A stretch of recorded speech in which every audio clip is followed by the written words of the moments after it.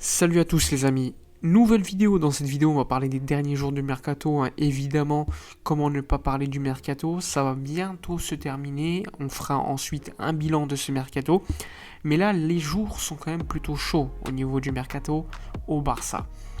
Comment ne pas parler du cas Dembélé qui commence à faire parler puisque des offres sont arrivées, que ce soit de Tottenham qui était très intéressé ces dernières heures, mais le deal n'a pas pu se faire tout simplement parce qu'il ne pouvait pas proposer un salaire très élevé aux joueurs français.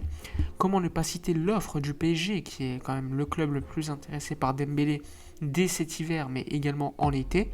Si c'était cet hiver, le Barça demande tout simplement 20 millions d'euros pour libérer le français. Une somme très élevée selon les différents clubs. Donc le PSG aurait proposé certains joueurs dans la balance, joueurs qui n'auraient pas convaincu le Barça. On parle évidemment de Juan Bernat, d'Icardi, de Kurzawa et même d'autres joueurs. Les noms n'ont pas fuité, mais le Barça n'est pas convaincu et veut seulement 20 millions d'euros pour libérer le joueur. Le joueur, lui, avait un accord total avec le Paris Saint-Germain. Éventuellement, il pourrait partir en été, mais le Barça veut vraiment s'en débarrasser rapidement pour pouvoir tout simplement construire et être tranquille avec un joueur qu'il ne pourra tout simplement pas utiliser vraisemblablement puisqu'ils ont pris la décision de le mettre en tribune. Donc à voir ce qui va se passer ces prochaines heures, mais c'est très chaud. Le PSG a discuté avec le Barça, a même négocié. Les 20 millions d'euros vont-ils être payés par le PSG qui pour l'instant souffre, faut le dire, ils n'ont pas réussi par exemple à prendre Ndombele parce qu'ils doivent se débarrasser de certains joueurs, ce qui est pour l'instant très très peu probable. Donc pour moi, le PSG est une possibilité qui s'éloigne chaque heure. Après, difficile de parler, mais jusqu'au bout, le PSG et le Barça vont discuter pour faire éventuellement un deal pour Ousmane Dembélé, à voir s'ils pourront le faire. À côté, le FC Barcelone négocie déjà un accord total avec Pierre-Emerick Aubameyang pour un prêt de 6 mois. Attention, c'est juste un prêt de 6 mois, il n'y a pas d'option d'achat à la clé, c'est juste pour le prendre le temps que le Barça en été recrute un numéro 9, sachant que le Barça a besoin d'un attaquant aujourd'hui pour jouer, pour prendre la profondeur, puisque le deal Morata avait capoté, rappelez-vous. Aubameyang serait même prêt à baisser de manière très importante son salaire. On parle quasiment d'un joueur qui accepterait de venir 6 mois pour toucher très peu d'argent. En tout cas, le salaire payé par le Barça serait très très petit. Et donc, pourquoi pas, si le joueur apporte des choses intéressantes par son profil, un joueur qui peut prendre la profondeur, qui a été blacklisté par Arsenal, son comportement, on va pas dire le contraire, il n'est pas top. C'est un joueur qui, encore à la CAN, avait des problèmes cardiaques, de Covid. Il a fait la fête juste avant la CAN à Dubaï. Donc au niveau du comportement, on peut avoir des doutes.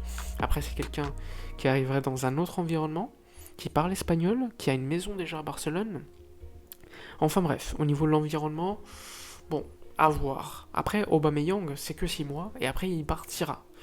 Donc je peux te dire qu'au pire des cas, on aura payé qu'un petit peu d'argent pour son salaire, et au pire des cas, il repartira en hiver, c'est pas très grave, en été pardon. Donc à voir, ça peut être qu'un win-win selon moi. S'il apporte, c'est bien, s'il apporte pas, tant pis, on leur a payé un petit peu d'argent et c'est pas franchement beaucoup de conséquences ensuite. Donc Aubameyang, possible aujourd'hui une annonce, sachant qu'à côté, le deal Dembélé fait beaucoup parler. Iñaki Peña, qui a été prêté à Galatasaray, c'est officiel, le club turc avait besoin d'un gardien après la blessure de Muslera pendant un mois. C'est Iñaki Peña qui a été choisi. Il connaît d'ailleurs très bien le coach, qui a été formé et qui était assistant de Pep Guardiola à l'époque, qui était également à City. Donc ça c'est positif, ça veut dire que Iñaki Peña est vraisemblablement la confiance du coach, il pourra jouer. Donc tout cela, c'est quand même plutôt intéressant. Pour moi, ce qui va faire tout décanter pour Dembélé, c'est si il y a un club qui est capable d'offrir beaucoup d'argent. Après, le Barça, moi, je ne les vois pas baisser leurs prétentions. Le Barça a besoin de s'y retrouver, le Barça a besoin de fair play financier, le Barça a besoin de se débarrasser d'un gros salaire qu'ils ne vont pas faire jouer, et également d'un amortissement. Pour être rentable, le Barça, pour ne pas perdre de l'argent cet hiver, eh bien, ils doivent au moins le vendre, même s'ils le vendent à un petit prix. Vu que l'amortissement est encore de 13,5 millions d'euros et que le salaire encore restant pour 6 mois est de 12 millions d'euros bruts, eh bien s'en débarrasser, ça serait un énorme gain Et ça serait un gros gain au niveau du fair play financier de la Liga pour ensuite prolonger des joueurs comme Nico, comme Gavi, comme Araujo. Ça aussi c'est très important pour pouvoir prolonger nos jeunes. Il faut également avoir du fair play et aujourd'hui on n'en a pas. On en a peut-être pour inscrire un joueur comme Aubameyang qui accepterait un petit salaire, mais pas suffisamment pour prolonger nos jeunes avec des salaires un peu plus élevés. Ça va être très important pour la suite des événements, pour les prolongations. Rappelez-vous Griezmann, au tout dernier moment, c'est ce qui nous a permis notamment d'inscrire un joueur, enfin de prolonger Pedri, Ansu Fati, de même remplacer le coach de l'époque, Ronald Koeman. Donc tout ça c'est très important pour construire également l'avenir. Et ensuite, en été, il y aura une véritable reconstruction de l'effectif, selon moi. Puisque les départs de Griezmann, de Coutinho éventuellement, de Trincao, même si Trincao ne part pas aux Wolves, tu gagnes 6 millions d'euros dans l'affaire. Ça, c'est très intéressant. Dans tous les cas, tous ces départs, tous ces gros salaires, ça va te faire gagner du fair play financier. Et éventuellement, tu pourras recruter de manière très intéressante sur le marché. Et à voir si on sera encore soumis à ce fameux fair play financier. J'avais fait une vidéo précédemment où il y avait encore des doutes. Ça se trouve, on va complètement sortir de cette règle. Mais pour cela, il faut un sponsoring très important des maillots et d'autres deals qui se fassent. Donc on va rester prudent. Mais attention, très intéressant à voir les prochains événements qui vont se dérouler à Barcelone au niveau du mercato. Parce que ça va être très important pour comprendre également les prochaines étapes pour l'été, pour le mercato d'été. Où franchement le club veut se reconstruire en numéro 9, en ailier. Personnellement, mon ailier préféré c'est Rafinha et Anthony, les deux Brésiliens. Il faudra se reconstruire en défense centrale, où tu as Christensen qui est pisté, Solé, Rudiger et d'autres. Azpilicueta aussi. Tu as Mazraoui sur le côté droit. Tu peux voir au milieu de terrain, il y a des pistes qui t'envoient vers Kessié. Enfin bref, il y a pas mal de joueurs qui intéressent le Barça. Et tout cela, le fair play financier, c'est très important en vue de recruter. Évidemment, ça va être très compliqué d'être compétitif dès l'année prochaine. Mais moi, je m'attends quand même à une petite reconstruction chaque année.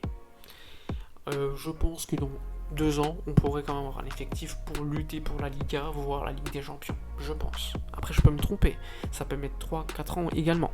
Il ne faut pas oublier également quelque chose, c'est que le Barça, est aujourd'hui dans une phase où il doit reconstruire son effectif.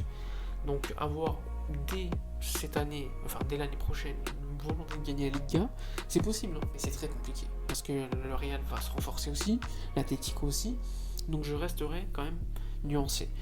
Après, à voir ce qui va se dérouler. Au niveau du mercato, on peut être surpris avec une potentielle très grosse arrivée. Tout est possible. Enfin bref, j'espère que la vidéo vous aura plu. N'hésitez pas à me donner votre avis dans les commentaires, à liker, commenter, partager. N'oubliez pas de vous abonner à la chaîne, de me suivre sur tous mes réseaux sociaux. Je vous dis à la prochaine et d'ici là, comme d'habitude, portez-vous bien.